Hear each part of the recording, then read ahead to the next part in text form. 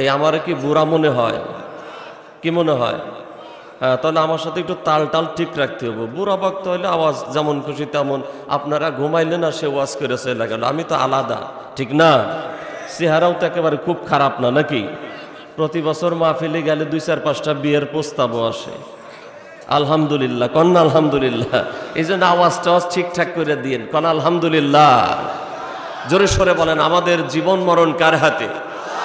জামালপুরবাসী বীরের মতো গর্জন দিয়ে বলেন, কার হাতে? জামালপুরবাসী ইমানটা সাফ করতে হবে, ক্লিয়ার করতে হবে। আওয়ামী লীগের হাতে কোনো মানুষের হায়াত মৌত নাই,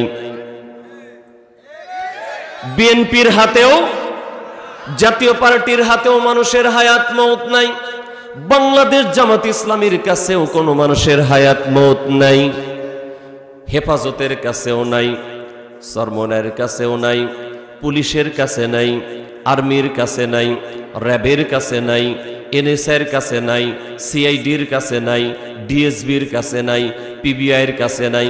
কোনো ব্যক্তি, কোনো দল, কোনো প্রতিষ্ঠানের কাছে মানুষের হায়াত মৌত নাই।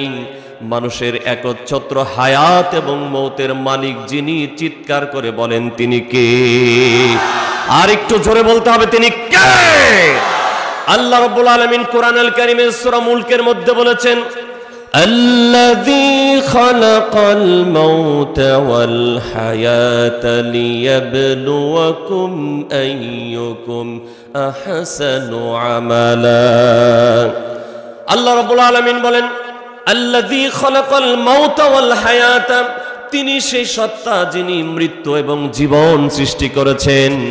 জামালপুরবাসী সবাই বলেন তো সেই সত্তার নামটা কি?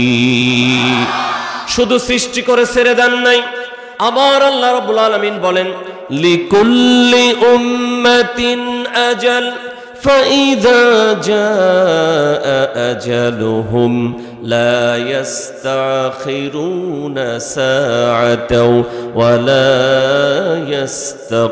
ইস্তাকদিমুন।